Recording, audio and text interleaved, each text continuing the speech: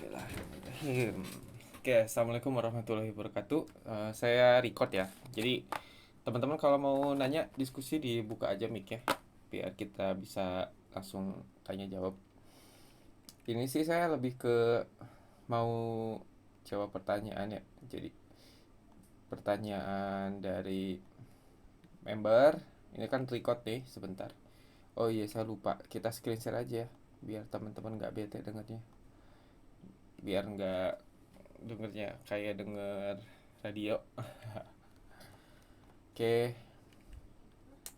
kelihatan kan di HP ya, di pin aja kalau nggak kelihatan. Kita nggak bisa lama ya, paling ya maksimal jam 10-an lah, lebih dikit nggak apa-apa. Gitu, yang penting kita apa namanya, kewajiban saya, lupa saya soalnya kan waktu hari apa ya, harusnya Sabtu kemarin bahas kripto saya nggak bahas gitu, terus ini nggak bahas, jadi sekali sih. Cuman eh kenapa memang nggak rutin seminggu 3 kali gitu, kayaknya saya rasa lihat lihat saya mau lihat kondisi teman-teman aja gitu. Toh saya mah kan ngisi nggak ngisi juga nggak ngaruh ke apa namanya trading saya pribadi kan, kasarnya gitu. Jadi saya ngisi itu ya kalau misalnya memang ada yang mau siap diskusi, kalau nggak ada juga kan ngapain juga saya ngisi kan gitu. Jadi apa namanya, saya ngisi sesuai sama memang lihat-lihat dulu ke membernya, kalau anak-anak mau kita diskusi ya kita diskusi, kalau nggak ada ya ya di seminggu sekali juga nggak apa-apa lah, nggak harus seminggu 3 kali ya gitu. Nah, nanti mungkin teman-teman mau tanya jawab di apa namanya, di agak akhiran ya, boleh nanti kita diskusi. Saya mau jawab dulu yang ada di channel kemarin nanya. Untuk yang ini sebentar, um, bentar ya. Bro Andra boleh minta rekomendasi koin atau hold yang lama di kripto. Nah ini kemarin kenapa saya dimasukin ke channel ya. Ini karena pertanyaannya belum bisa saya jawab kalau untuk hold lama gitu. Maksudnya gimana? Kita kan belum ada histori bahwa kripto itu bisa disimpan lebih dari apa namanya puluhan tahun gitu. Jadi kalau misalnya kayak orang rekomendasiin saham, kamu bisa simpan 10 tahun 20 tahun kamu dapatnya begini gitu kan, karena kan sudah ada histori yang lebih dari 50 tahun ke belakang gitu, bahkan ratusan tahun ke belakang, eh, untuk pilihan opsi hold lama gitu. Tapi kalau untuk kripto kan mungkin baru beberapa tahun aja kan, dan beberapa tahun ini kan diasumsikan dengan munculnya kripto. Kalau dulu pertama kripto kamu beli ya, kita kan nggak ada histori, makanya orang nggak ada yang nge-hold kripto dari awal banget sampai sekarang, karena tidak ada historinya bahwa kripto bisa seperti ini kan. Nah mungkin di 5 tahun kedepannya 2000 apa namanya, waktu kemarin kan 2017 2016 kan mulai rame gitu, bahwa oh ternyata di kripto harganya mulai naik gitu sekarang. Nah ini kan udah ada historinya, jadi lama ini digaris bawahi dulu. Kalau misalnya untuk long term puluhan tahun saya nggak bisa rekomend ya. Kalau blockchainnya sendiri, apa ini persepsi saya, kalau blockchainnya sendiri ini adalah teknologi yang memang eh, buat nge-shifting dari industri ya. Jadi industri finance lah. Kalau misalnya dulu kan, ya contohnya simpelnya gini. Kalau zaman dulu orang barteran ya kan, terus ada alat tukar terus jadi ada emas gitu kan, dinar dan lain sebagainya, terus ada uang kertas. Nah, sekarang mulai ada uang digital. Nah, nah ini tuh pasti bakal jadi next starting dari perubahan zaman untuk kedepannya lagi. Itu, tapi bukan berarti Bitcoin nih. Saya bilangnya blockchain atau cryptocurrency. Untuk opsi opsi hold yang lamanya itu koinnya apa? Jadi teman-teman balik lagi cek fundamentalnya gitu. Karena Bitcoin sendiri ini, eh, kalau kita bahas secara logika ya, asumsi dan logika. Teman-teman mau bilang ini persepsi atau seperti apa ya terserah gitu. Karena kita di trading juga kan semuanya by asumsi sebenarnya gitu. Mau bilang A, B juga sama aja. Cuman intinya bahwa apa namanya? hmm, Bitcoin itu kan, eh, ide tidak ada yang kontrol gitu. Yang kontrol tuh ya saling kepercayaan dari orang-orang sebenarnya kan begitu. Tapi nggak mungkin ada government atau pemerintah di luar sana, atau memang orang-orang yang 1% dari orang di dunia kan, teman-teman tahu sendiri konspirasinya begitu. tidak mungkin bikin sesuatu hal yang memang bisa dikontrol dan itu bahkan bisa lebih tinggi dari harganya dari Bitcoin. Paham nggak? Karena Bitcoin itu adalah salah satu koin dari blockchain, ya kan? Salah satu produk dari blockchain gitu. Jadi bisa aja bakal ada koin-koin yang eh, untuk apa namanya disimpan long term, safe haven gitu namanya kalau nggak salah. Itu lebih dari Bitcoin gitu. Nah teman-teman tinggal dicek aja sebenarnya kayak misalnya BNB ya kan, jelas-jelas dia punya exchange, terus apa gitu, itu banyak banget sebenarnya pilihan-pilihannya gitu, kayak XRP dan lain-lainnya juga banyak yang memang bisa di save untuk long term ya, tidak hanya mengacu kepada Bitcoin. Misalnya Bitcoin eh, bisa menggerakkan gitu semua semua altcoin ya karena memang total volume dan total memang trustnya itu kan dari Bitcoin gitu. Mungkin suatu hari nanti bakal ada koin yang ngelebihin trustnya itu dari Bitcoin gitu. Bahkan Bitcoin nggak apa namanya nggak dipakai sama sekali gitu misalnya. Bisa aja gitu. Bahkan benar-benar langka, tapi nggak mungkin juga kalau pada akhirnya Bitcoin masih tetap ada dan tidak bisa dikontrol gitu. Karena tetap namanya manusia ada sisi tamaknya pengen mengontrol dunia lah, intinya begitu. Kita kan cuman para penonton ya. Nah, cuman balik lagi kita harus lihat nih progresnya mau kemana gitu. Jadi kalau misalnya sekarang ada hype-nya kripto dan kita udah mulai aware ya teman-teman kenapa nggak jalanin itu aja sih sebenarnya ya. Jadi kalau untuk rekomendasi koinnya apa saya nggak bisa jawab apa, teman-teman bisa analisa sendiri aja karena kalau hold yang maksud saya ini paling cuma setahun sampai 2 tahun itu termasuk lama gitu kalau di kripto ya. Kalau udah lebih dari itu mungkin teman-teman siapin mental aja gitu, mas siapin mental bahwa oke saya simpen untuk 5 tahun ya udah, dan itu duit memang benar-benar bukan yang ditunggu-tungguin resultnya setiap bulan dihitung-hitung, nggak begitu gitu. Kalau misalnya masih begitu ya itu namanya bukan investment namanya kan gitu. Mending beli aja tanah di kampung ya kan, simpen 5 tahun dah udah kelar, itu sih kayak begitu. Atau beli tanah di kampung terus di coupling dijual kan simpel. Jadi apa namanya itu lebih safety sebenarnya, tapi kalau memang pengen cuannya besar jangan berharap bisa cuan besar 5 tahun ke depan terus ini gitu ya. Kita juga harus berani shifting gitu, maksudnya berani resiko, berani shifting, dan di saham atau dimanapun juga jangan duit duit apa namanya full. Misalnya teman-teman duit cepet nih 100 juta terus masukin satu koin gitu, nggak begitu. Mending di apa namanya di averaging gitu di beberapa koin ya kan, saya 10 di sini, 5 juta di sini, 10 di sini gitu, 20 di sini. Oh ini fundamentalnya bagus, kita masukinnya 20. Oh ini fundamentalnya kayaknya biasa aja, kita charting oke, nunggu di bottom misalnya teman-teman baru buy lagi gitu. Jadi total nanti di portofolionya itu bisa di average kan gitu. Kalau untuk ngitung portofolio kan kalau Indodax saya nggak bisa, kalau Binance kan harusnya bisa. Kan bisa pakai aplikasi-aplikasi lain kayak CoinMarketCap juga kan bisa di listing apa namanya per yang transaksi teman-teman. Terus kalau saya kan pakai aplikasinya Delta, jadi teman-teman bisa lihat oh ini portfolio saya overall nih dari semua koin ada yang naiknya segini, ada yang turunnya segini, jadi average jatuhnya gitu. Misalnya ini ada yang cuan 150%, tapi ini ada yang minusnya 50%, berarti kan overall cuma 100% gitu. Nah apa namanya hal begitu teman-teman bisa di averaging gitu. Jadi untuk minimalisnya di averaging aja. Kalau untuk koinnya ya nggak akan jauh-jauh dari 10 besar di awal gitu ya. 10 apa namanya 10 besar di awal, 10 besar koin dengan volume terbesar lah, teman-teman bisa cek di coin market cap.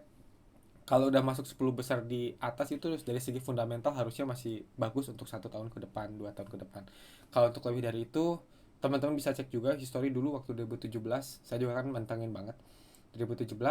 Dari 10 koin tertinggi dan 10 koin tertinggi sekarang itu juga banyaknya udah pada nggak ada gitu. Jadi 2017 10 koin tertinggi dengan volume terbanyak di coin market cap, nah dengan sekarang itu paling cuma 50% ya.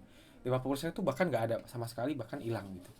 Ada yang kayak begitu. Jadi makanya diversifikasi untuk portfolio kitanya harus dipakai. Jadi jangan simpan di satu koin, split aja gitu. Jadi kalau kripto, khususnya kripto teman-teman, kalau 10 atau 20 koin besar ya nyimpan di mana aja insya Allah cuan gitu aja sebenarnya. Kalau dalam kondisi bearish dalam gitu ya, nyimpan di mana aja insya Allah pasti cuan, karena memang hype-nya baru baru kebentuk gitu, masih masih kecuali kalau kayak teman-teman sekarang eh nyarinya koin-koin yang aneh-aneh, koin micin, nah itu beda cerita. Tapi kalau untuk koin dengan volume besar insya Allah pasti cuan lah kalau 6 bulan setahun ke depan disimpan gitu. Kalau nyangkut juga nggak akan hilang selagi nggak dijual kan. selagi nggak di cut loss ya nggak akan rugi kan gitu. Gitu tinggal di average aja itu ya. Saya nggak jawab koinnya apa, tapi teman-teman bisa analis sendiri di Coin Market Cap. Di sana 10 terbesar, terus di hold 6 bulan, 10 bulan, atau setahun ke depan lah. Gitu aja sih. Terus oke, ini dari Haikal Akbar. Yang pertama, apakah mapping saya sudah mumpuni, dan yang kedua, apakah cara mengetahui atau cara memfasilitasi apa? Cara memfasilitasi menvalidasi ya. Double bottom. Oke. Intinya jadi pertanyaan apa nih? Apakah ada cara untuk mengetahui dan memvalidasi double bottom? Oke. Nah, gini, kalau double bottom, ini kan saya juga kadang-kadang mungkin teman-teman lihat ya. Jadi sebelum double bottom kebentuk saya udah entry. Itu karena memang ada caranya sih. Gitu. Nah, kalau untuk double bottom, kita coret-coret gambar. Ini benar kalau plannya benar. Di sini satu, dua, terus kita tarik sini, benar. Nah, selama memang garisnya benar ya benar aja, gitu ya. Terus ini, nah ini teman-teman hati-hati kalau lihat pattern begini ya. Nih, awalnya kan gini ya, satu, dua, itu makanya stop loss tuh dipakai tuh kayak begini nih. Ini sering banget saya kalau pattern. Dia tadinya ngambil garisnya ke sini nih. Oh, dari sini nih, bisa jadi dari gini nih. Nah, paham gak? Awalnya pasti begini nih. Bisa jadi karena saya sering banget satu, dua, tiga. Nah, ketika harga di sini nih, nah ini double bottom. Saya pasti kadang entry dari pucuk sini ya, sebelum terjadinya sebelum terjadi double bottom. Kan kalau double bottom begini ya kan. Nah itu sih saya udah entry di bawah sini. Nah itu resikonya satu, ke sliding yang kayak begini. Ini namanya fake out. Bukan fake out, kalau ada bilang namanya manipulation market ya. Jadi dia bakal ngusir SL, di mana dominan SL-nya orang-orang tuh di sini nih. Karena kan ini area support ya, kuat nih area demand, di mana semua orang pasti pakai SL di sini. Nah, jadi ini area untuk ngusir SL. Jadi ini namanya SL retail tuh di sini semua nih, SL di sini semua. Dia diusir tuh biar SL semua. Boom. Nah, jadi semuanya hit SL kan? Semuanya loh sedunia hit SL. Nanti habis dari sini dia naik lagi sini. Gitu. Itu sering banget. Hati-hati. Makanya siapin SL biar kita bisa re-entry. Itu pesan saya. Nah, jadi kemudian setelah dari sini baru akhirnya ngebentuk di sini, dan ini baru bisa diambil. Ya. Nah, gimana sih untuk identifikasi apakah double bottom atau enggak? Simpelnya itu kita cuman caranya satu-satunya adalah cek bahwa itu adalah support terkuat di time frame besar. Dah itu aja. Jadi kalau misalnya kita lihat apakah ini area support kuat, ya kita cek dulu di daily. Ini kan apa? M15 kan? M15. Kita harus pastiin bahwa ini adalah support terkuat dari daily, key level daily, weekly bila perlu, H4, area demand mungkin. Pokoknya yang bener-bener kuat lah. Lebih dari satu konfirmasi. Gak cuma support tapi key level. Gak cuma key level tapi ada line Fibo. Gak cuma line Fibo misalnya tapi area demand gitu. Yang penting itu area kuat di time frame besar. Di time frame kecil pasti akan ngebentuk double bottom. Gitu. Pasti akan ngebentuk double bottom yang biasanya itu udah jadi double bottom duluan. Paham nggak? Coba di garis bawah ini. Pastiin support terkuat dicek di time frame besar dan lebih dari satu konfirmasi. Itu yang pertama. Yang kedua yang dicatat, biasanya itu pernah jadi double bottom di time frame kecil terus dibikin lagi double bottom. Gimana sih contohnya nih sebenarnya? Ini kalau teman-teman di zoom nih, lihat deh di zoom nih. Ini double bottom nih. 1, 2, 3. Ya, betul nggak? Double bottom. Nah, double bottom begini, area yang ranging begininya nih, area yang begininya nih area yang dua gini, ini tuh jadi area demand. Gitu. Jadi ini kan double bottom. Nah, dia pasti bakal begini lagi nanti. Nah, dia bikin double bottom kedua yang jauh lebih besar. Itu double bottom. Jadi kalau teman-teman bilang, ini double bottom ya? Iya. gitu. Misalnya ini double bottom ya. Kenapa iya? Karena memang kalau saya bisa langsung entry karena saya udah lihat ini ada double bottom di sebelumnya gitu. ESL-nya memang kan namanya juga double bottom, pasti ESL-nya di bawah dari support double bottom di sini kan. Kenapa? Karena pasti begini. Si double bottom yang W ini di bawah nih, yang W ini itu pasti nanti bakal jadi area demand untuk di next entry dan teman-teman baru bisa entry di sini. Gitu. Ya, kalau demand kan begini kan. Nih, set ya kan. Nanti dia pasti kesini lagi nih. Gitu. Untuk retest. Jadi teman-teman kalau lihat candlesticknya begini nih, satu ya candlestick begini, terus misalnya ini merah ya, terus di sini ada candlestick bullish misalnya candlestick bullish ya. Terus di sini nanti ada bullish lagi misalnya, bullish lagi ya, terus ada bullish lagi gitu. Nanti tahu-tahu ada candlestick yang begini, awalnya itu merah dulu, awalnya bearish dulu, tapi ngeflip jadi bullish. Itu kan yang sering yang teman-teman, wah ini ngeflip nih, ini ngeflip nih, itu kayak begitu. Jadi awalnya dia dari sini kan close nya, terus dia gini dulu nih, merah ya kan, terus pas di detik-detik akhir atau mungkin di closing candlesticknya itu dia ngeflip gitu, atau tadinya gini dulu ya, terus di sini dia muncul lagi ya, terus tahu-tahu ngeflip, ngeflip jadi bullish, jadinya candlesticknya begini. Nah candlesticknya jadinya begini. Nah jadi bullish engulfing dan sumbunya sampai sini tuh, dan ini di sini nih. Nah pas di area demand ini kan double bottom, awalnya di sini dulu double bottom ya, itu double bottom kayak begitu ya. Kalau untuk mengidentifikasi double bottom sebelum terjadinya double bottom ya, itu balik lagi cek time frame besar dan pastiin. Karena biasanya kalau udah double bottom ini nggak akan ada retest, nggak akan ada begitu, jarang.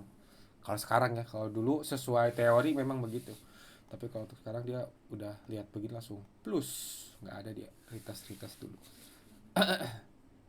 Ya tuh ini terus apa lagi. Nah double bottom ya kan. Nah ini yang tadi saya gambarin ya, teman-teman bisa lihat nih. Nih ini kan dia double bottom, sini sini sini sini ya. Nah ini tuh kan jadi area demand nih, sini jadi area demand. No, teman-teman lihat dia naik, ngetes, naik, ngetes, ngetes, ngetes, ngetes, ngetes, ngetes, ya harusnya naik gitu, gitu ya, karena ini udah jadi strong support. Tapi pastiin lagi apakah ini pelan atau jadi pastiin apa namanya, ini ada di time frame besarnya bahwa ini area support kuat gitu ya, pastiin dulu itu. Jadi teman-teman bisa dikonfirm aja. Oke, terus kita lanjut. Ada pertanyaan apa lagi bentar, kayaknya nggak ada lagi deh pertanyaannya, cuman dua kemarin. Udah pada pinter, gak ada yang nanya.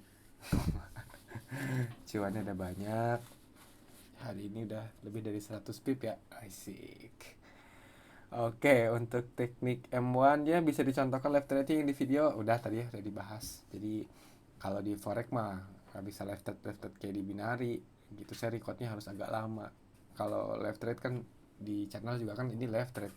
Woi, yuk. Wah, stop loss break even. Jadi stop lossnya itu digeser ke spot entry, Pak. Iya, ya stop lossnya digeser lah ke area entry. Yoi. Alah, mana? Asik. Jadi stop loss entry tuh begini. Kita nanti lihat pair yang lain deh.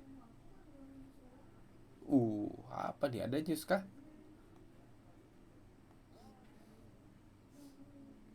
Wah. Tadi siapa yang ngasih plan ini? Tadi ada yang ngasih plan Pak ini nih, Pak siapa namanya? Pak Ferry. Nah, tadi Pak Ferry dia, Pak ini saya mau, mana Pak Ferry-nya? Ada lagi ada kali. Ripa saya mau ngeplan dibilang di sini masukannya. Dia mau ngebuy nih di sini tadi di berapa nih?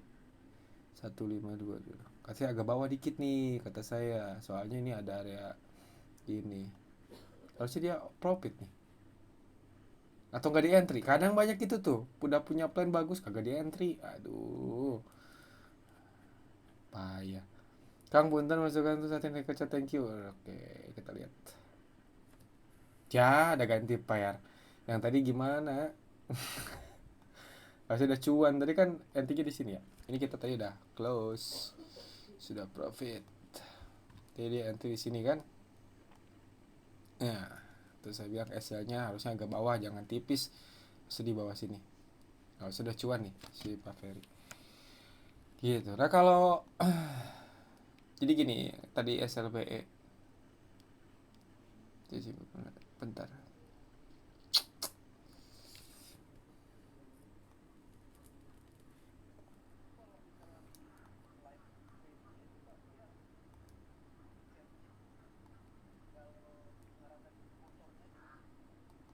Gimana? Hmm.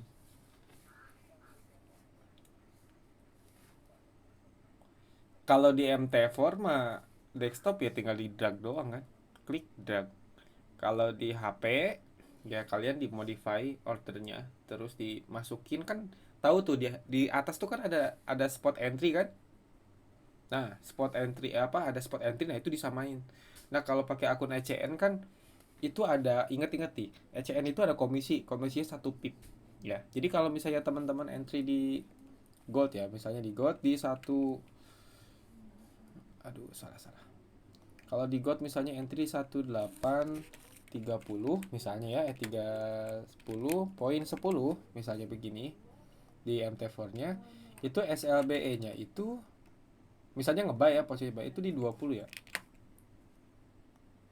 Nah, jadi kalau kalian akun standar atau akunnya apa namanya ya, tanpa komisi ya, cuma berdasarkan split doang, standar atau misalnya yang pro satu lagi kan, nah itu pakai stop lossnya pindahnya ke sini aja di 10 gitu. Jadi awalnya kan mungkin stop lossnya di ya misalnya gini, misalnya teman-teman entry di sini ngebuy ya kan, nah stop loss misalnya di sini ya, stop loss di sini, terus take profit di sini misalnya. Nah, take profit di sini. Posisinya begini. Jadi misalnya entry-nya di 1830, terus SL-nya di sini misalnya 30 pip ya. 1827 misalnya, 27 27.10 di sini, terus TP-nya misal di 35 ya. 50 pip misalnya. 35, sorry, 35 ini 10. Nah, misalnya TP-nya begini ya. Jadi ini 50 pip. Nah, harga itu takutnya kan dia begini, apa namanya? Hmm, dia udah begini, dia turun lagi terus dia naik kan. Nah, posisi begini itu kita amanin SL kita nih yang bawah. Kok telat sih. Yang bawah nih ini di misalnya BEI ini ya gitu. Itu simpen pindahin ke sini stop lossnya. Caranya gimana? Ya tadi kalau di HP ordernya dimodify, diedit, terus stop lossnya teman-teman di input dengan nominal yang sama, yaitu bisa kan di copy paste atau diketik juga bisa di, nah stop lossnya diedit samain gitu. Jadi stop lossnya di sini dan entry-nya di sini. Jadi kalau misalnya harga nanti balik lagi ke arah ke bawah nih, misalnya dia tahu-tahu tembus, ya kan kita nggak tahu ya, namanya kita trading. Tahu-tahu blues gitu kan ke sini, jadinya double top misalnya. Ya kitanya udah nol risiko. Kitanya udah nggak ada risiko. Tadi forex mana diskusi forex. Nah, oke. Kayak si ini tadi dia entry mana tadi? Hmm. Nah, ini SLBE nih. Kayak begini.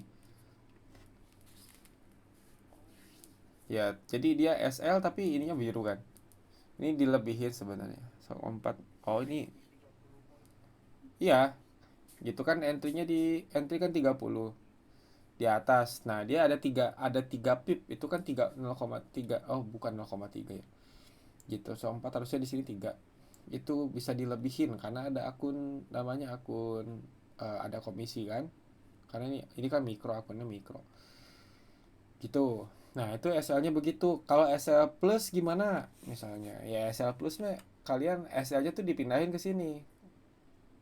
SL plus ya, SL-nya di sini. Gitu. Jadi SL-nya misalnya naik di 32. 32. Jadi kalian posisinya profit udah floating profit nih.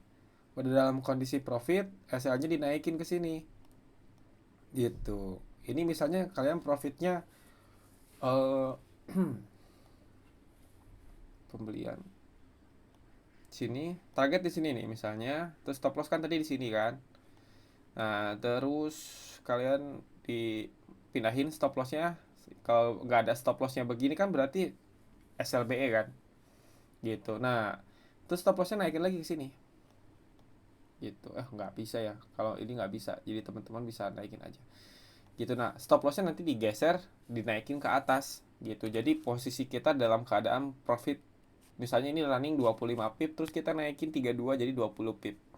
Jadi kita dalam kondisi mengamankan profit itu 20 pip. Dimana harga sewaktu-waktu dia balik arah plus ke sini kita sudah dalam keadaan profit 20 pip. Tapi kalau misalnya harganya ternyata langsung impuls naik ke atas terus ke sini nggak ada koreksi ya teman-teman, profitnya 50 pip. Tapi kalau balik arah teman-teman nggak ada risiko, gitu. Gitu ya, gitu. Minusnya apa? Nih ada minusnya. Minusnya apa? Profit tidak maksimal. Tapi nggak usah pedulin itu, gitu. Karena dulu saya debat sama si Pak Indah sama si Pak Fikri gara-gara saya sering pakai stop apa namanya SL plus gitu. Wah, profitnya nggak maksimal dong, nanti takutnya balik arah, kita floating balik lagi. Contoh misalnya kayak kayak posisinya begini, kayak misalnya begini nih. Nah, contoh kayak begini. Ini tadi kan saya suruh close kan. Udah close dulu karena takutnya ini jadinya double top di H4-nya, jadi takutnya dia turun lagi. Nah, otomatis kan saya pasang SLBE nih, misalnya di sini ya, SLBE di sini. Terus misalnya yang lain nggak pakai SLBE, gitu. Yang lain nggak pakai SLBE, gitu. Jadi ketika harganya turun saya sudah close, tapi mereka-mereka yang SL-nya masih di sini dia masih aman dan akhirnya harga naik ke atas, gitu. Itu sering kayak begitu. Jadi profitnya tidak maksimal. Tapi nggak apa-apa, gitu. Selama teman-teman bisa lihat ya, selama saya ngasih di ITS resultnya gimana, ada SLBE pun, ada SL plus pun profit. Kita pakai SL tipis-tipis pun masih profit, gitu. Jadi itulah trading, gitu. Bukan SL-nya lebar, TP-nya tipis-tipis, tapi SL-nya sering tipis-tipis nggak apa-apa. TP-nya lebarin sekalian, gitu. Itu biar maksimal sebenarnya, gitu. Daripada kita memperdulikan untuk birunya banyak ya, tanpa kita pedulikan, karena kan ya namanya juga manusia, kalau lihat yang biru-biru, lihat yang hijau-hijau kan lebih lebih keren ya. Tapi balik lagi kita harus lihat itu yang titik paling atas tuh resortnya berapa, gitu. Jadi jangan pedulikan ya kayak ini kan. Nah, lihatnya tuh yang atasnya nih, di sininya jangan peduliin merah sininya. Wah, ini ada minusnya $100, $200. Lihat nih atasnya profit nggak. Kan gitu ya, ini kan pasti SL gitu kan.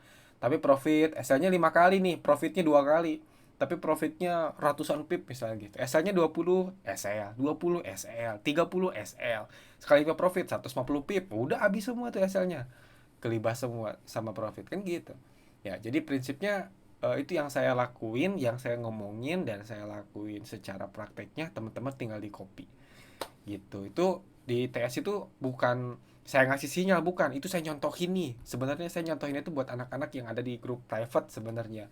Dulu saya suruh apa namanya, kasih saya kasih pembelajaran Excel pada nggak beres gitu ya. Terus saya kasih apa namanya tugas juga banyak yang nge-PR-in, udah tak langsung live trading aja sekalian gitu kan, biar biar dia profit saya profit gitu ya. Eh saya bisa sambil ngajarin sambil nge-review trading yang setiap harinya gitu. Oh ini begini hari ini, oh begini gini hari ini. Tapi kan alhamdulillah nih sekarang teman-teman udah pada bisa recovery, teman-teman bisa lihat, oh cara berpikir saya gitu, cara berpikir saya, cara menganalisa saya, cara saya ngambil keputusan kan teman-teman bisa lihat, tinggal di copy kan caranya, gitu. Contoh kayak di sini dia turun, terus kita close nih, nggak maksimal nih, ya harga balik lagi, re-entry lagi, gitu aja.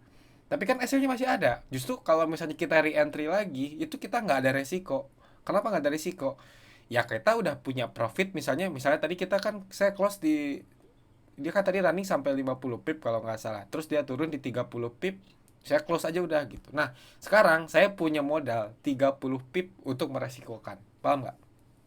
Jadi kalau misalnya saya re-entry, itu saya bisa ngasih SL, misalnya di sini, misalnya di sini ya, kan tadi udah profit 30 pip. Nah kita lihat di 30, misalnya di 30 50 lah, misalnya di sini, misalnya ya kita lihat. Jadi saya sudah bisa meresikokan, karena kan tipis ya. Nah, saya sudah bisa meresikokan sekitar 30 pip untuk SL gitu. Kenapa? Ya kan tadi udah dimodalin, udah dapat profit. Ya kan udah dapat profit di awal tadi. Kalau misalnya ternyata kita loss, ya apa ruginya kita? Berarti kan nol aja, bener nggak? Kita udah profit 30 pip, misalnya 0,1 berarti kan 30 dolar. Terus kita ada kesempatan lagi harganya balik arah, ya kita entry lagi 0,1 lagi dengan SL 30 pip modal dari yang tadi. Kan gitu. Kalau misalnya yang tadi ini balik ke SL, ya udah nol tuh, nggak ada resiko. Bener nggak ada risiko. Tapi kalau misalnya profit 30 dolar yang tadi, kita bisa keinvestin untuk dapat yang lebih lagi, kan gitu. Paham nggak maksudnya? Paham kan? Nah itu cara berpikirnya kan kayak begitu. Kayak kemarin siapa, Pak Hikmah gitu, yang siapa yang re-entry lagi, saya re-entry lagi, ya nggak apa-apa, udah profit, kita punya modal untuk nanti re-entry lagi gitu. Gitu. Jadi saya sebenarnya tuh, kalau untuk analisa teman-teman udah pada jago lah, udah pada keren. Saya maksudnya analisanya udah pada jago, cuma mentalnya aja nggak berani re-entry, masih takut sama stop loss, lotnya masih kecil-kecil gitu. Ya maksudnya jangan sampai nanti suatu hari ngeluh kayak trading kok gak ada hasilnya. Ya orang lotnya juga segitu, kasarnya gitu. Maksudnya nggak berani naikin, nggak berani re-entry, udah kena stop loss, udahan gitu. Ya kita berani berani recovery lah, berani benerin gitu. Masa udah nanggung jemplung, udah nanggung trading gitu nggak di recovery. Kita punya bisnis ada masalah, ya harus dibenerin kan gitu. Halo, halo, halo, halo, halo. Begitu intinya ya. Jadi biar teman-teman bisa di next ada kesempatan bisa re-entry itu kayak begitu. Itu makanya saya bilang, lah kok pas SL-nya aja pada ngikutin, giliran pas profitnya enggak. Ya, saya tahu karena tidak semua teman-teman siap re-entry gitu. Gitu ya. Oke, udah udah setengah jam lagi ya. Saya lihat di channel dulu, barangkali ada yang diskusi lagi. Oke, terus pertanyaan apa lagi? Oh, ini yang tadi ya. Jadi kalau kalau ngomongin disamain sama yang M1, strategi yang M1 200 kemarin saya rilis, semuanya sama. Semua analisisnya pasti sama. Kalau dimunculin. Tuh, ini di atas 200. Nasdaq H1, H4, semuanya di atas 200. Sampai M1 pun tadi di 200. Tadi kan di sini kan kita NT di bawah. Gitu. Jadi semuanya, jadi apa ya, saya kemarin tuh nyari sesuatu hal strategi yang memang teman-teman ini bisa dikombin tanpa melupakan dari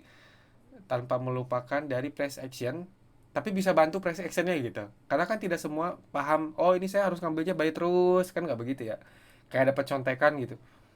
Oh kayak misalnya gold, ngambilnya buy terus, oh ini goldnya udah mau berubah nih, ngambilnya sell terus, atau posisinya udah mulai ranging.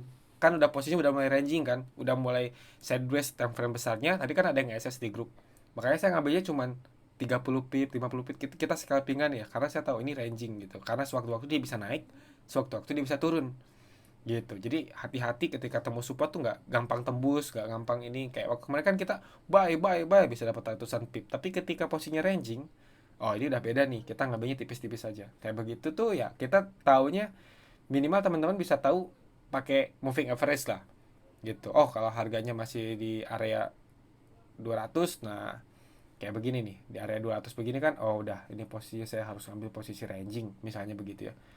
No, kan udah di area sini. Oh, ini udah pasti ranging. Gitu ya. Jadi teman-teman bisa apa namanya? Ada news ya ini ya. Ya, oke. Nah, jadi bisa dapat contekan lah. Nih, ini kan kayak M15-nya teman-teman bisa lihat ranging kan. Ranging tuh ya sideways gitu. Jadi ngambilnya tipis-tipis aja, 50 pip dah, 30 pip dah gitu. Hah? Gitu ya. Jadi nanti kalau misalnya udah beres rangingnya ya teman-teman nanti bisa lihat sendiri. Kalau di H4 gold, nah kan masih diketahan sama 200, berarti dia pasti antara masih strong nih, strong resisten kan di sini ada MA 200 sama ini gitu. Jadi masih belum bisa ambil keputusan buy dan masih belum bisa ambil keputusan sell. Kayak tadi kan ada yang nanya di grup ya. Orangnya ada nggak nih yang tanya nanya di grup? Maksudnya kan ngambil posisinya nanti kalau udah dua-duanya, kalau breakout ini baru buy, kalau breakout ini baru sell. Ini kan udah breakout nih 1792 mana tadi, kan dia bilang breakout tapi kan balik lagi. Nah itu karena ini posisinya masih ranging, jadi kita belum bisa ngambil keputusan sell stop buy stop. Tadi kan ada yang nanya kan, makanya saya tanya targetnya berapa pip gitu. Kenapa?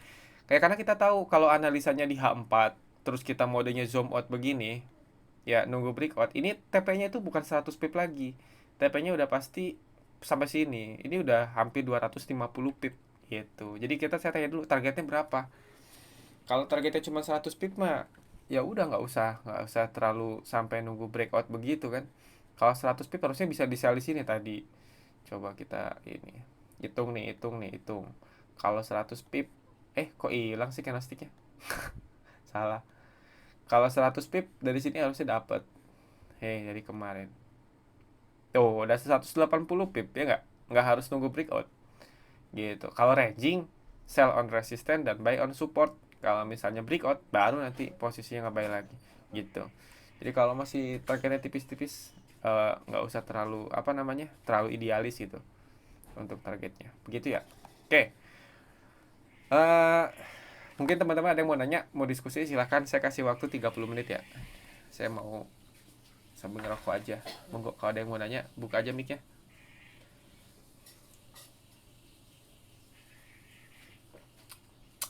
Siap. Gimana Pak?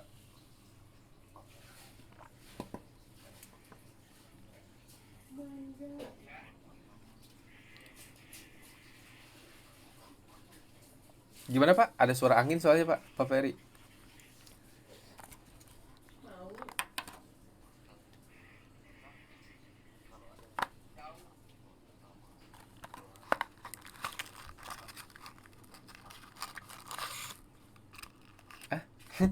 Double bottom pertama, double bottom kedua, supply demand.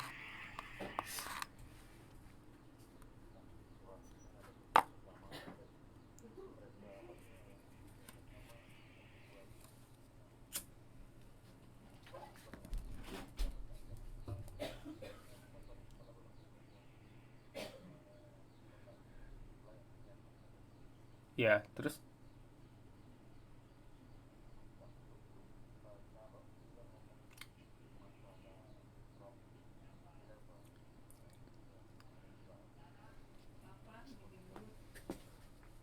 ya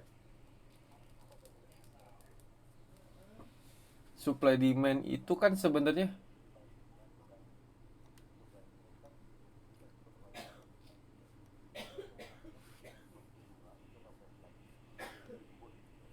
ya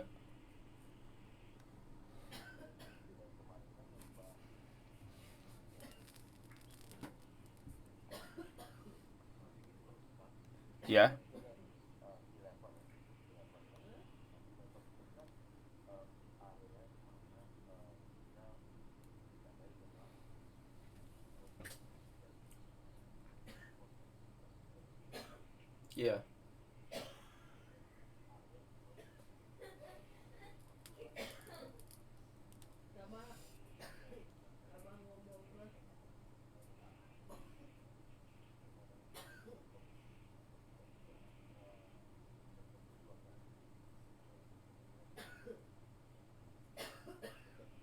ya ya betul betul betul.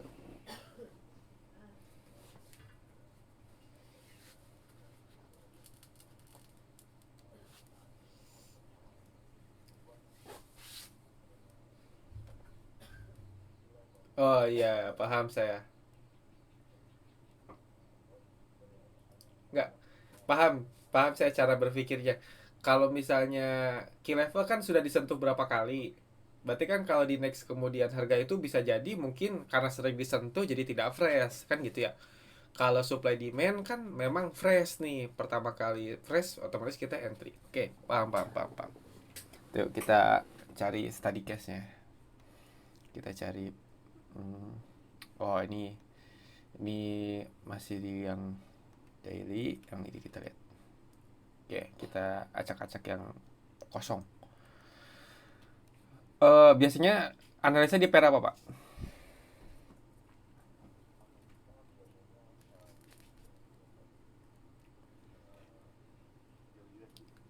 Oh, USD. Sakso. Saya soalnya nggak analisa di Euro USD. Wih, tapi pernah ada gambar ya? Yang kapan pula ini gambarnya? Oke, ini clean support. Nggak ada, jadi harga tuh turun. Oke. Nah, tadi kan pertanyaannya gini. Jadi key level kan sering dites berkali-kali, otomatis tidak fresh. Jadi kemudian harga nanti ke situ itu tidak kemungkinan untuk kita ngambil reversal kan gitu ya. Kalau supply demand patokannya kan pasti fresh, ya kan, makanya kita berani reversal di area fresh. Nah sebenarnya begitu. Kalau secara teori, kalau secara teori, contoh kita cari key level. Nah saya kasih clue ya, cara simpelnya di key level. Ya 4 nih, satu. Bingung kan jadi key level? Bener. Nih ganti candlesticknya pakai garis. Simpel. Oke, nah sini, oke lihat sini support, support, support, resisten, resisten, resisten. Nah ini key level nih, ya kan? Nah ini key level, oke, ini key level. Tapi key level ini kan masih ambigu ya, karena areanya sini kita bisa sampai sini. Ini juga sama nih, areanya di sini, ya. Ini bisa areanya sampai sini nih, sampai sini, sini. Atau kita biar nggak pusing turunin aja deh sampai sini. Ya, terus kita ganti ke candle. Nah, ini kan udah dapat marking. Nah, ini H4. Nah, ini tuh key level. Key level itu berdasarkan kan dari history. Nah, bisa nggak di combine sebentar. Nah, bisa nggak di combine dengan supply demand gitu. Jadi kalau misalnya kita mengacu kayak oke, key level ini sudah dites berkali-kali gitu ya, gitu bisa jadi suatu hari nanti tuh harga area itu tidak fresh sebenarnya, ya betul gitu, memang itu tidak tidak fresh tapi bisa jadi strong juga untuk di next apa namanya koreksian. Nah teman-teman bisa combine dengan supply demand, supply demandnya yang fresh. Jadi kalau supply demand sebentar, kalau supply demand suaranya ada lagi ya. Kalau supply demand kan konsepnya begini nih. Nih, kalau key level itu konsepnya begini. Key level ya, key level misalnya. Terus dia naik lagi, terus dia key level, terus dia naik, naik, naik, terus turun sini. Misalnya ya, misalnya begini, terus turun. Anggaplah, sorry, turun begini. Jadi misalnya ranging saja begini tipis, ini di kalau demand, supply demand itu tidak lihat histori ke kiri yang terlalu jauh gitu. Jadi kalau supply demand itu patokannya cuma di sini. Area sini, area fresh sini ya. Terus di sini misalnya di sini ada supply demand. Misalnya ini fake out ya. Fake out kan bisa jadi supply demand. Area fake out. Nah, misalnya begini. Jadi kalau kita fake out di sini misalnya. Oke. Nah, ini jadi area supply ya. Karena ini sebagai supply nih, karena harga di bawah kan. Kalau harganya di bawah, di atas namanya demand, sama kayak support resistance. Nah, di sini. Jadi supply demand itu tidak lihat di area sini. Tidak lihat yang di sini supply-nya sampai ke sini gitu. Enggak. Itu namanya swap zone. Nanti itu beda beda cerita. Nah, ini kan area supply dua-duanya. Ya. Nah, yang jelas di mana area supply itu apa namanya? Area supply itu memang ini supply. Area supply itu fresh tuh ya tidak pernah disentuh sebelumnya karena kan ini belum ada sentuhan kan, belum dites, benar nggak? Jadi ini fresh kan, ini fresh area. Nah, kalau misalnya di kiri, misalnya di sini, misalnya ada area area ranging ya. Ini kalau misalnya di time frame kecil misalnya, turunnya begini dulu. Kalau time frame kecil misalnya begini, ya misalnya begini nih. Nah, terus akhir turun misalnya, terus jadi area supply untuk sini nih misalnya. Nah, misalnya sini, tadinya begini. Nah, ini kan fresh, terus dites di sini dan double top terus turun, ya kan? Nah, ini sebenarnya tidak fresh. Yang sebelah kiri ini tidak fresh, tapi yang kanan ini fresh. Gitu. Ya, ya. Nah, kita bisa combine sama key level. Key level dari sini. Nih, satu kan? Coba lihat kita jadi key level. Di sini di tes, ada tes. Di sini dites, di sini dites, di sini dites, di sini dites, di sini dites. Ya udah, ini key level nih. Di sini juga confirm kan tes gitu. Nah, kita pasang sel di sini misalnya area sel satu. Sel satu. Sel satu. Tapi ingat-ingat, sekarang kalau teman-teman trading harus tahu exit di mana, TP di mana, resiko di mana, dan re-entry di mana. Berarti itu. TP di mana, SL-nya di mana, kalau loss gimana? Gitu. Jadi kita mempersiapkan resiko ya. Jadi kalau loss kita di mana? Gitu.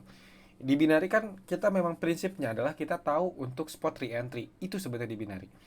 Kalau misalnya teman-teman tahu re-entry-nya di mana, itu nggak akan buy per candle. Karena bisa minimalisir resiko kompensasi. Jadi kalau teman-teman buy, candlenya merah, terus turun lagi merah lagi, dibuy lagi itu teman-teman berarti nggak tahu tuh mau re-entry di mana. Gitu. Karena kita nggak pakai strategi kompensasi. Kita pakainya berdasarkan analisa price action misalnya gitu ya. Nah, kalau misalnya kita bisa re-entry di next yang lebih strong untuk memangkas level kompensasi yang harusnya kita tanpa konfirmasi sampai level 5 kedalamannya, tapi dengan analisa sabar, kita bisa dipangkas jadi 2 kali kompensasi masuk gitu. Kenapa? Karena kita tahu di mana spot kita re-entry dan kompensasi gitu ya. Nah, sama untuk entry pun sama. Kayak contoh, teman-teman kan tahu kenapa GJ saya ngambil sell tadi ya, tadi yang teman-teman follow lihat di ITS. Karena kan minggu kemarin saya ngambil sell. Bener nggak? Minggu kemarin saya ngambil sell, terus kita hit SL. Terus tadi saya ngambil sell lagi. Berarti ini adalah re-entry dari yang hari Jumat. Kenapa? Saya tahu re-entry-nya di mana nanti gitu. Re-entry-nya di atas sana, tapi saya nggak mau ngasih tahu hari Jumat, takutnya nanti posisi entry kitanya ke ini apa namanya? Ketinggalan apa gua ketinggalan? Keinep ya kan kena swap. Jadi biar nanti aja deh Senin kita re-entry. Nah, Senin kita ngambil sell lagi. Karena saya tahu re-entry-nya di mana.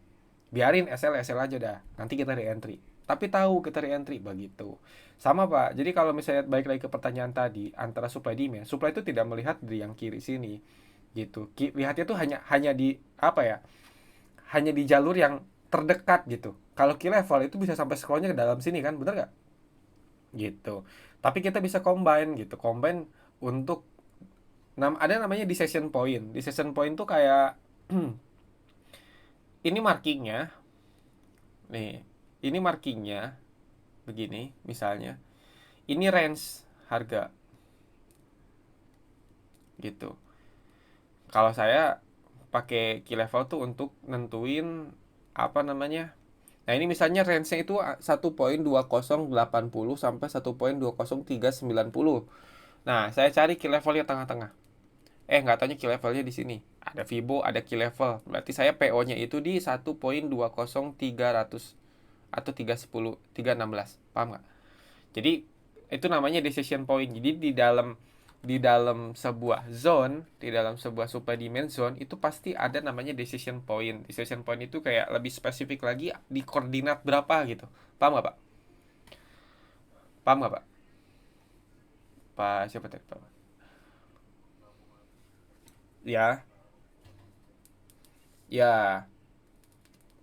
Untuk apa namanya kalau misalnya pertanyaannya apakah gimana?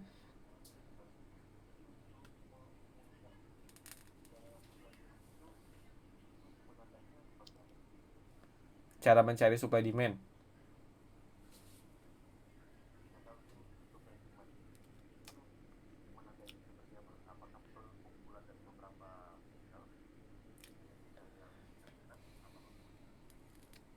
Siap, siap, siap. Itu soalnya topiknya lumayan lebar. Pertanyaan kan lebih ke supply demand gitu. Jadi itu lebih ke basic bagaimana cara mencari supply demand. Itu kan gitu. Nah, sekarang saya bahasnya untuk yang ini dulu, Pak. Untuk yang supply demand digabung sama key level kayak begini. Gitu ya. Kita pasang di sini, pasang aja, jangan ragu-ragu karena semakin kita ragu semakin kita bingung. Nantinya kita nggak entry-entry. Jadi kalau misalnya kita ada supply sama key level udah pasang aja sell limit di sini. Gitu. Sell limit penjualan ya, sorry, penjualan. Nah, sell limit di sini dah, pasang aja sell limit di sini. TP-nya sampai ke support sini dah. Dah gitu. Jadi pertanyaan, kalau loss gimana? Ya udah, kalau loss kita di entry di sini. Dah, gitu. TP-nya kita 30 pip, SL-nya 10 pip. 11 pip ya. SL 11 pip 30 pip. Jadi 1:3. Jadi kita butuh 3 kali entry nih, satu loss, dua loss, ini profit, udah ke cover semua. Itu kan risk and rewardnya.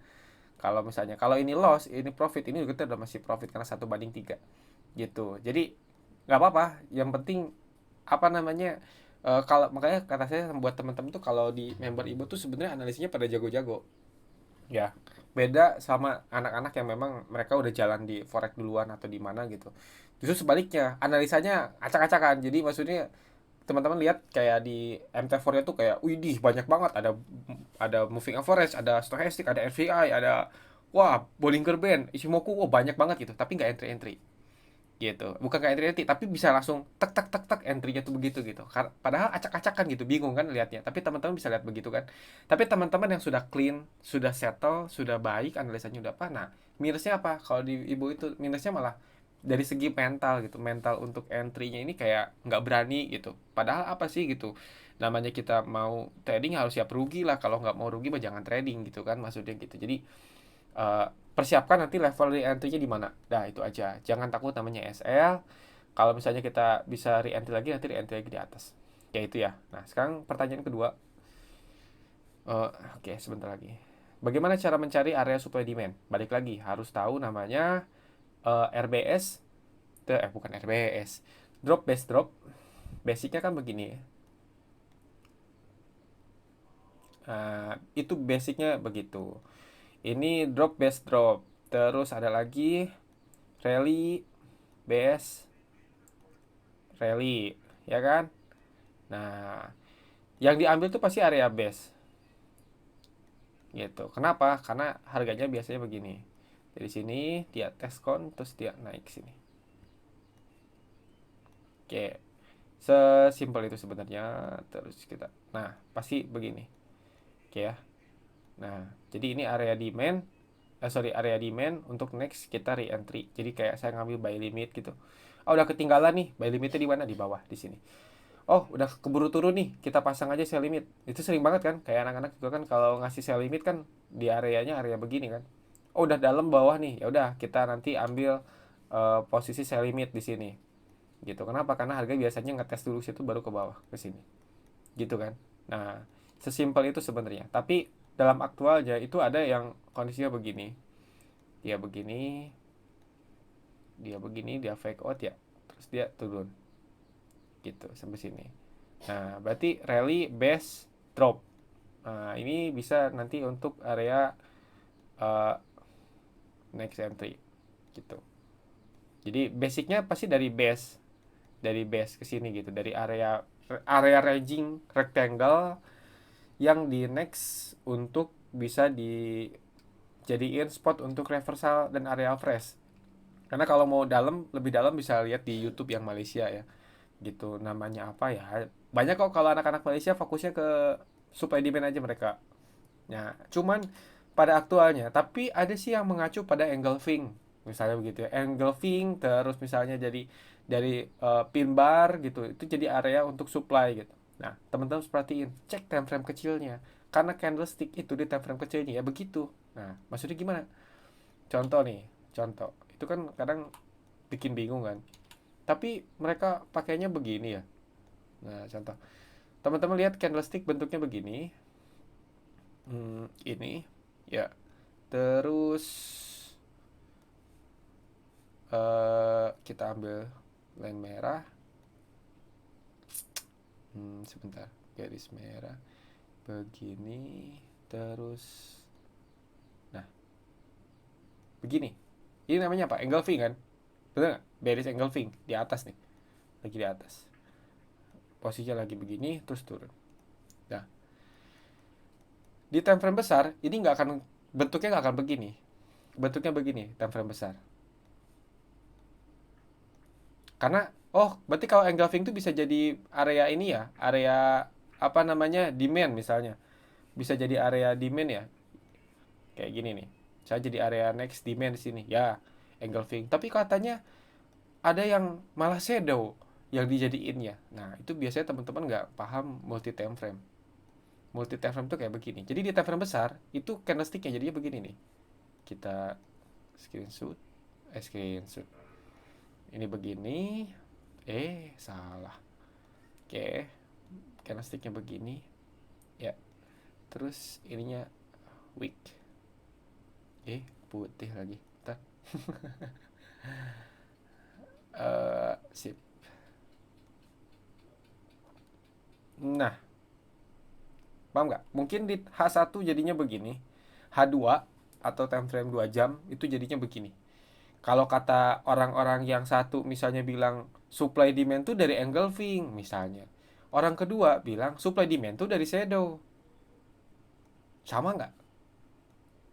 Sama nggak? Sama nggak? Sama lah. Cuma kan beda beda sudut pandang. Yang satu lihatnya di H1, yang satu lihatnya di H4. Paham nggak? Tapi pada dasarnya kan sama. Nah, ini time frame begini misalnya engulfing, kalau kita perkecil lagi time frame-nya perkecil lagi, mungkin jadinya begini. Aduh, sorry. Cancel. Mungkin jadinya begini. Kalau kita perkecil lagi time frame ya. Ada engulfing, ada bullish, langsung ada bullish lagi, langsung misalnya ada bullish lagi, terus di sini misalnya ada bearish, di sini ada bullish lagi, ada bullish lagi, ada bullish lagi, jadinya double top misalnya, terus di sini langsung bearish,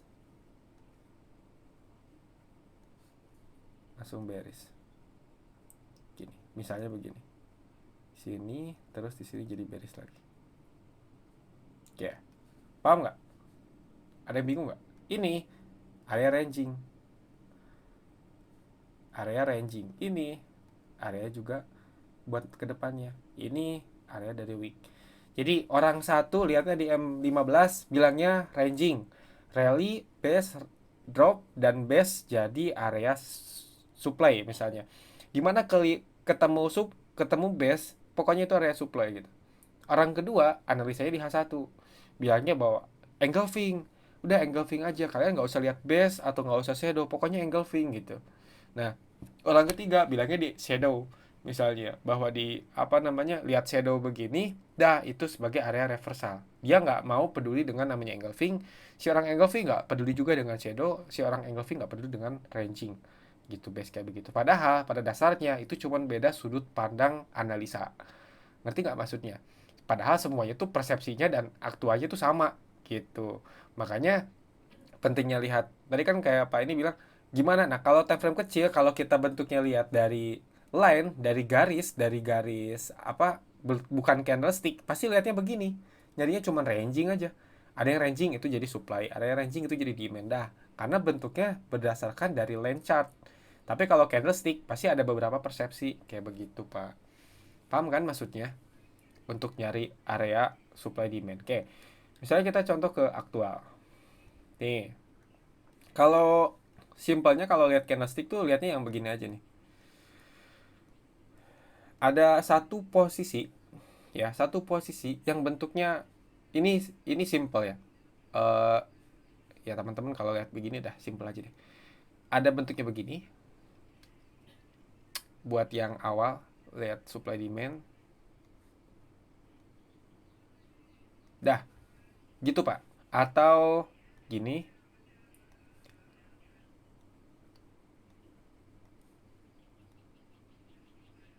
gitu. Simple kan? Nah, ini biar biar analisanya nggak ribet. Jadi kalau teman-teman lihat satu spot di mana ada area kembar, dua candlestick begini, dan itu di area support dan fresh, itu supply dan itu demand. Dah, sesimpel itu, Pak. Contohnya gimana? Nih, lihat nih. Sip. Lihat dari sini, abaikan yang bentuk candlestick atas, abaikan yang sampai bawah. Oke, nah ini area area di demand. Next ke sini, jadi kalau dia harga turun begini, gitu. Paham ya? Nanti saya bahas ke ya agak singkat, bahas lebih ke gimana sih mengetahui bahwa area supply demand itu bakal di break nih. Ya, jadi kalau udah deket-deket sini itu kita, waduh ini kayaknya mau di break nih gitu. Nah itu ada triknya gitu. Jadi itu untuk carinya. Oke, kita cari lagi yang kembar ya, yang kembar nih. Kita lihat lagi kembar. Nah, ini nih, kembar nih. Kembar nih, kembar. Oke, ini jadi area supply. Sorry, area demand. Nah, ketes kan? Bentar, kita coba. Nah, lihat nih, kembar kan? Nah, ngetes nggak si harga ini? Lihat nih, ngetes kan? Di sini areanya fresh. Fresh. Kayak di sini fresh, ya kalau udah karena berarti nggak fresh. Kayak ini fresh. Terus kita lihat lagi yang simpelnya. Nah, ini kembar kan? Sip. Sesimpel itu aja lihatnya. Nanti kalau udah paham analisanya baru mungkin digabung sama key level. Nah, ini juga sama nih. Kembar kan? Kembar, lihat sini. Gitu. Ini juga sama areanya. Gitu.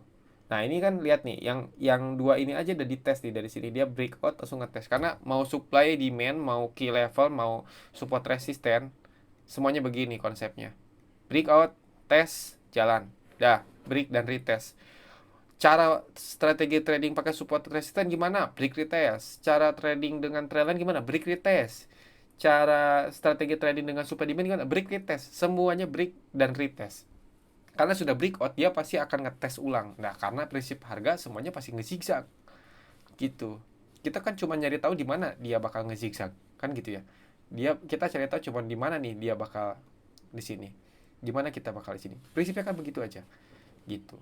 Nah, terus nah ini contoh. Di sini nih, lihat nih. Ini dua kan? Bener nggak? Dua, terus kita marking. Oke, ini dites. Jadi kalau udah ketinggalan, nah ini area supply. Sorry, area supply untuk re-entry. Kayak begitu. Nah, ini sama. Tuh. Terus ini sama. Nah, ini nih. Ciri-ciri mau di breakout nih.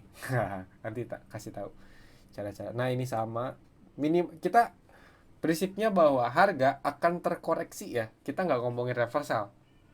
Kita nggak ngomongin rebounds. Kita ngomonginnya kayak harga kalau masuk area supply dan demand itu pasti akan terkoreksi.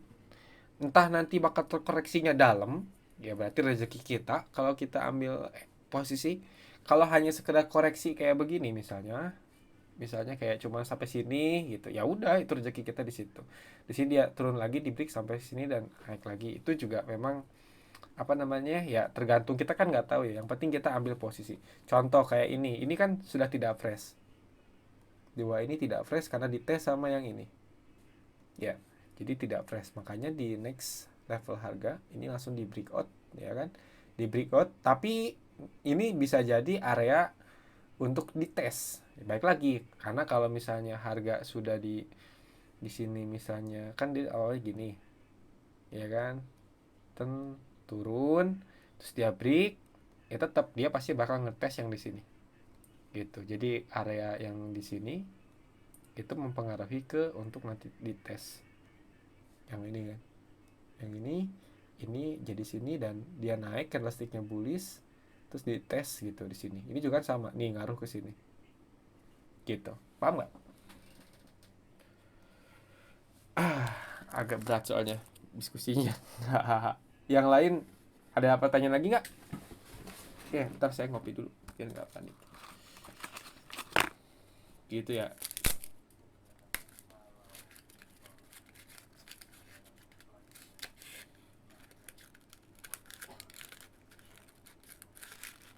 Bisa aja sebenarnya untuk open posisi. Tapi kalau saya sih jarang pakai untuk reversal. Kalau reversal tetap pakainya itu kayak trendline dikombin sama support resistance atau key level itu atau Fibo, itu saya baru berani reversal. Kalau untuk supply demand itu saya biasanya untuk area retest. Contoh misalnya kalau contoh nih gini. Saya misalnya posisi begini ya. Nih, misalnya kita anggap ini candlestick yang kanan belum ada. Terus saya nemu candlestick begini nih. Di sini saya ada dua kemungkinan entry. Gitu. Harganya udah di sini nih ceritanya. Harganya udah sampai sini ya. Harganya udah sampai sini. Opsi pertama, saya ambil posisi sell di sini.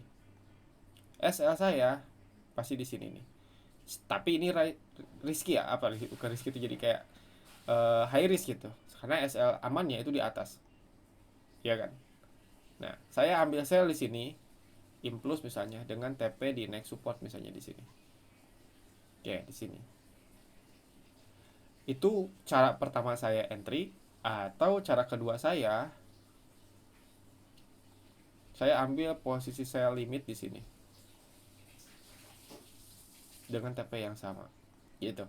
Paham nggak, Pak? Nah, itu kan sering di grup apa namanya? eh di yang channel sinyal itu kan saya posisi sell no. Nah, di sini. Tapi ketika ini SL, saya akan ambil posisi ke anak-anak untuk sell limit di sini. Gitu. Paham kan maksudnya? Gitu. Sell no langsung karena saya tahu oh ini ada engulfing dah turun aja gitu. Tapi saya tahu di atas nih ada area supply di sini. Gitu. Dimana kalau misalnya next bakal ada dia ini saya hit SL naik sini, saya bakal ngambil teman-teman untuk entry sell lagi di sini. Analisanya gimana? Analisanya akan bikin double top gitu aja. Gitu. Jadi analisanya bakal bikin double top. Misalnya harganya sampai sini, terus tatanya dia naik nih sini. Ya kan naik sini gitu. Oke. Saya ambil posisi sell di sini. Gitu, saya limit di sini dan untuk ambil di sini. Kenapa? Di sini karena biasanya juga supply demand itu untuk area fake out gitu. Kalau misalnya kita lihat di kiri di sini nih. Nah, di sini kan ada area resisten kiri kan. Resist nih.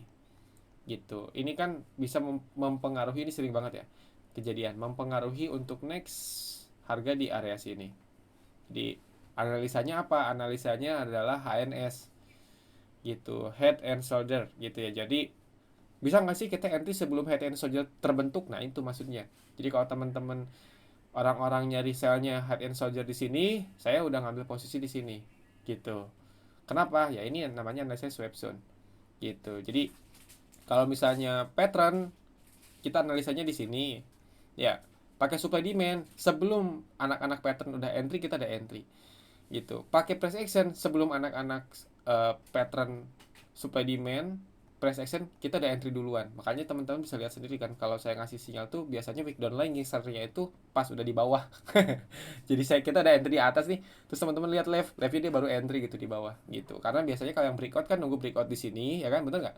Tapi kita analisanya dari sini udah entry duluan gitu. Nah, yang entry duluan di sini, yang anak-anak supply demand juga bisa jadi malah lebih duluan daripada kita karena udah entry di sini. Intinya kan begitu aja sebenarnya. Beda perspektif analisa gitu. Gitu, Pak.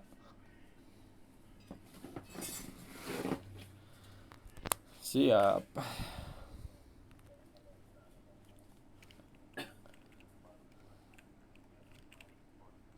Siap. Oh,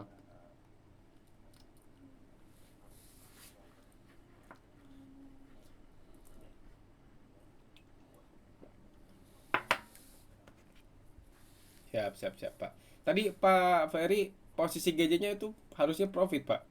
Entry nggak? Oh iya, berarti tadi ngebuy di sini.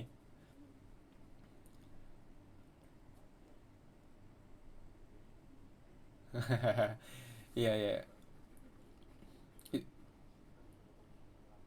Ya. Siap, siap, siap, siap, siap. Oke, oke. Yang lain siap nggak? Yang lain ada pertanyaan lagi nggak? Kita pasir aja deh jam 11. Terus aja molor ya. Niatnya cuma setengah jam. Apa-apa. Terakhir lah. Karena mungkin kita ketemu lagi nanti minggu depan. Oke, yuk. Gimana? Halo.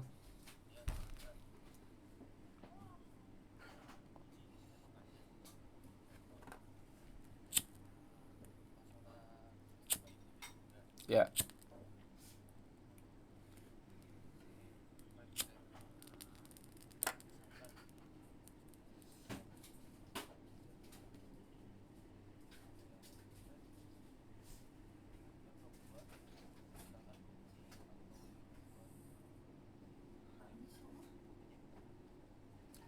ya.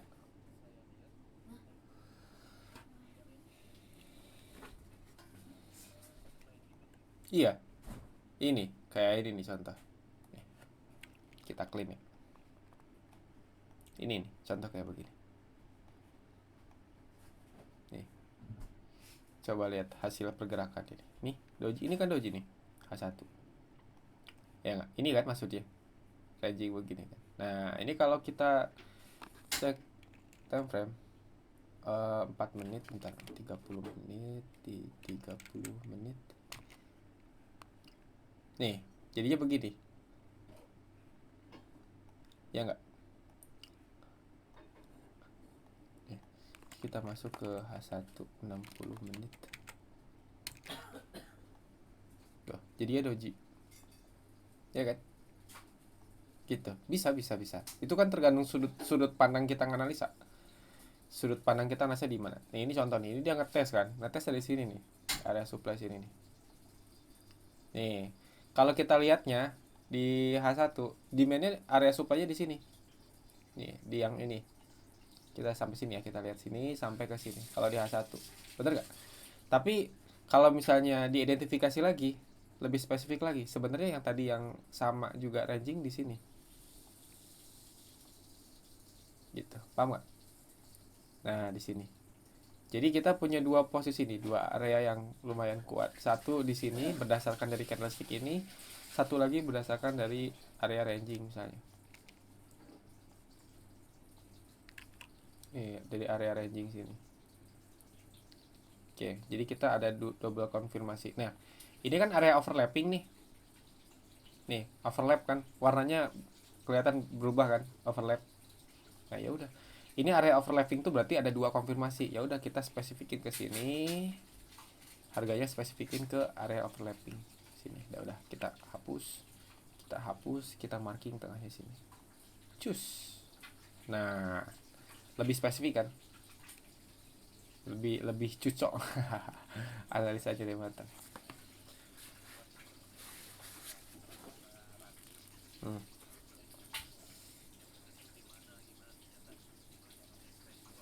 Iya, iya, semuanya begitu kok. Semuanya begitu. Kayak pertanyaannya begini. Nih, pertanyaan kayak ini. Kalau nyari ini pertanyaan basic ya. Kalau nyari resisten itu di close candle atau di ujung shadow, bener nggak? Kalau H1 di ujung shadow, ini sini kan. Kalau kita masuk ke 120 ke H4, 160 ya 4.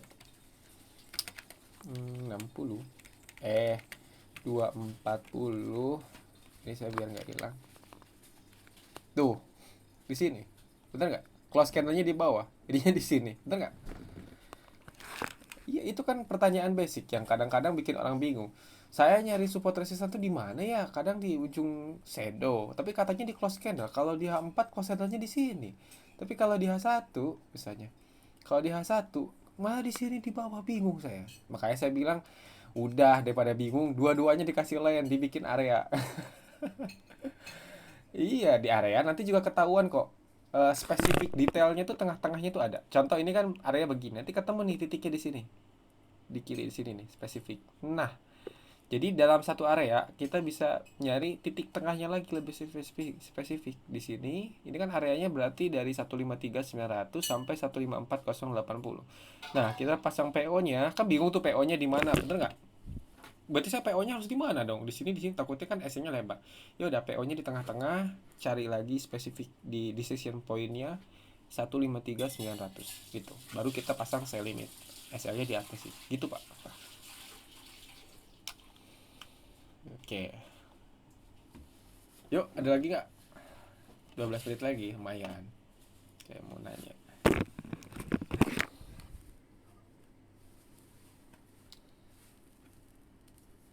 Sambil ngopi ya. Halo Pak Yuki, gimana kabarnya Pak Yuki? Aman tradingnya Pak Yuki? Oh iya mah. Ini ada news kah? Saya tadi nggak lihat. Kita nggak ambil posisi ya. Hihihi. Mhm.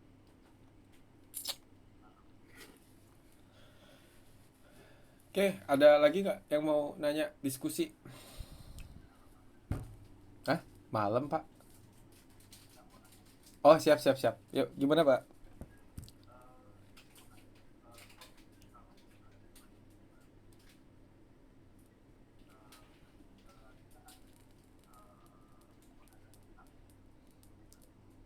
Gimana?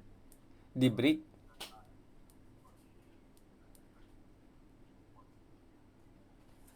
Kalau supply demand di break, terus kondisinya next bakal seperti apa gitu? Pertanyaannya? Ya prinsipnya kan kalau misalnya kalau misalnya ini gini. Ya, jadi nih. Set set set. Oke. Kita analisa bahwa ini adalah area supply, ya kan?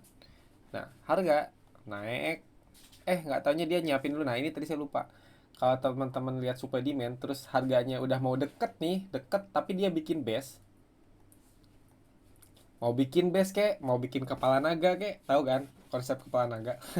Mau bikin pattern kek, apa kek, yang pokoknya dia bakal ranging dulu. Nah, ini siap-siap nih. Karena prinsipnya rally base rally, dia pasti bakal breakout. Terus, nah berarti ini kan tadinya kalau di kiri kita analisa ini sebagai area supply, supply, benar nggak Pak? Kalau di sini karena sudah breakout berarti ini namanya area demand. Oke. Nanti kalau misalnya entry-nya gimana kondisinya ya kita pasang buy limit di sini berdasarkan dari yang ini. Ini bisa namanya uh, kalau di luar mungkin ada video yang saya pernah bilang namanya swap zone. Swap zone gitu. Jadi area ini bisa mempengaruhi yang ini ya, bisa mempengaruhi untuk next area. Nah, ini bisa area supply, area demand 1, ini demand 2 yang tadi di sini. Oke. Jadi kalau misalnya kita pasang harganya di breakout, ya kita berarti balik arah. Yang tadi kita ngambil posisi sell, kita balik arah ambil posisinya buy. Kecuali kalau kita mau ambilnya satu arah sell lagi, kita lihat dulu di kiri. Kalau ternyata di kiri ini ada area ranging juga, misalnya yang sebelumnya ya. Sorry nih begini. Oke. Opsinya begini. Opsinya kalau misalnya ini harganya di breakout, kita bisa ambil posisi buy limit, ambil posisi buy dari sini dengan ekspektasi kita itu harga bakal ke atas yang mengejar area supply. Area supply di next supply ini kan supply lagi ya. Atau kita ya ambil di sini gitu. Jadi kita tahu, makanya tadi kan tanya saya juga di grup. Hmm, targetnya sampai mana, target pipnya berapa gitu, karena kita harus tahu mau entry itu targetnya kan di mana biar kita tahu nentuin stop apa namanya take profit sama ini. Jadi jangan mengacu kayak saya pengen 20 pip, saya pengen target 50 pip, pengen target 100 pip, tapi kita nggak tahu bahwa bahwa ternyata di aktual di lapangan baru sampai 70 pip ada area supply atau area demand yang menghambat entry kita untuk sampai 100 pip gitu. Berarti paham kan maksudnya? Jadi kalau misalnya 100 pip sampai atas ini misalnya, tapi ternyata tengah-tengah ada area supply dan ini tuh jaraknya cuman bisa 70 pip ya. Kita targetnya berarti 70 pip, nggak bisa kita apa namanya berharap lebih gitu. Tapi bisa aja kalau ternyata dia di sini breakout dan berjalan lagi gitu. Cuman kan kita lebih baik kita buy di sini terus kita TP, nanti kalau dia breakout kita TP apa entry lagi gitu. Pokoknya di parsial gitu. Jadi nggak apa namanya, kayak tadi kan ada pertanyaan kayak gimana kalau saya target pipnya 1000 pips gitu. Ya bisa aja gitu. Tapi kenapa nggak kayak 100 pip dulu. Nanti kalau dia dia breakout gitu ya, terus dia balik lagi, kita ngambil buy lagi 100 pip lagi misalnya gitu. Ternyata dia di sini dia fake out, dia turun ke sini, kita ambil sell lagi 100 pip, kan bisa lebih safety gitu. Untuk balance juga, untuk mental juga, daripada kita ngehold sampai 1000 pip gitu ya. Tapi kan beda persepsi. Tapi kalau teman-teman nanti sudah fasenya, sudah analisanya udah kuat, balance-nya udah tahan, saya juga sering buat nahan posisi lebih dari seminggu gitu untuk main swing gitu, trading swing itu juga bisa. Nah kalau kayak tadi berarti kalau udah begini ada dua persepsi pak, ada dua kemungkinan. Apakah kita ngambil buy limit di sini dengan SL di bawah sini ya, atau kita ngambil posisi sell nanti di sini gitu. Yang penting yang jelas kalau supply di break jadi demand.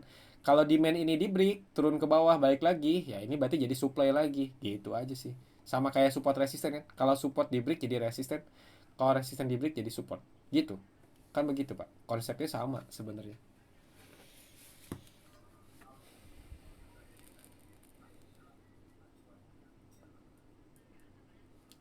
Itu pertanyaannya udah dijawab sih, Pak. Itu tadi kan itu lebih ke persepsi apa namanya? Kita lihat di time frame yang kita lihat gitu. Jadi kalau misalnya contoh kayak ini.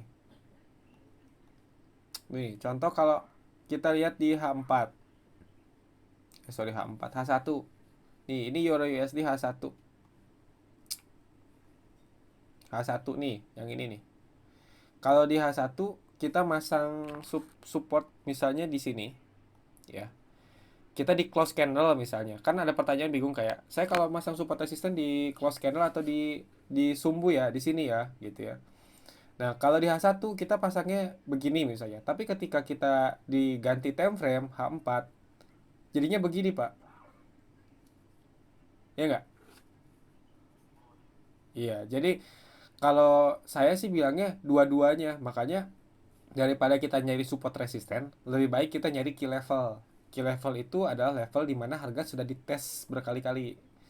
Kita ganti. Nah, kita bisa lihat di sini.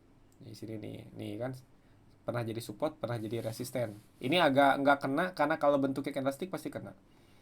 Di sini sama di sini. Nih, di sini pernah jadi resisten, pernah jadi support. Begini aja deh. Terus kita ganti candle, no, begitu. Oh berarti saya tepatnya di sini kalau nyari dengan satu line ya, dengan satu line lebih spesifik gitu. Tapi kalau misalnya dengan acuannya support resisten close candle ya tinggal di marking aja. Daripada begitu lebih baik dibikin area pak. Daripada kita bingung ya dengan satu harga garis, lebih baik kita dibikin gini aja. Dah, dibikin area pak. Gitu. Gimana kalau kita nanti ambil posisi sell, misalnya sell di sini, SL-nya yang jelas di atas area, TP-nya sampai bawah area. Gitu. Jadi kita karena kalau shadow dan close candle itu cuman beda beda kita lihat time frame aja sebenarnya. Gitu, Pak. Siap, siap, siap, siap, siap, siap, siap. Yuk, ada lagi nggak yang lain? Kayak 4 menit lagi.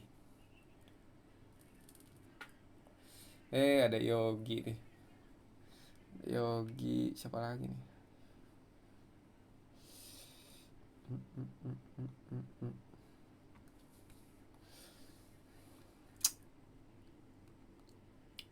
11 Pak. Yoi, udahan kita. Saya juga mau ini, mau lihat saudara. Mau cek-cek dulu. Oke, Asep udah ini ya, udah mulai trading di future di Binance. Cup cup masih binari cup. Omen nggak ngasih sinyal lagi men. Kayaknya nggak ada analisa tadi hari ini. Siap, biarin aja. Yang penting kan nanti kebanyakan entry juga pada ini. Tapi alhamdulillah saya agak senang ya. 2 minggu ini lihat teman-teman udah pada profit di forexnya udah bisa. Wih, nggak saya kasih tahu aja udah bisa pada entry sendiri gitu. Udah pada bisa recovery sendiri. Apalagi dikasih acuan challenge tuh kayak widih pada semangat gitu. Keren keren keren keren. Sebenarnya kan asal berani entry aja ya gitu. Kadang-kadang kan kita ragu aja, analis aja udah bagus itu tapi entry-nya kurang, nggak berani entry, karena takut SL. Oke, ada nih jam 11. Oke, kalau nggak ada kita close saja ya. Mudah-mudahan yang tadi saya jelasin bisa bermanfaat. Nggak serius. Mudah-mudahan bisa bermanfaat. Saya close dulu recordnya.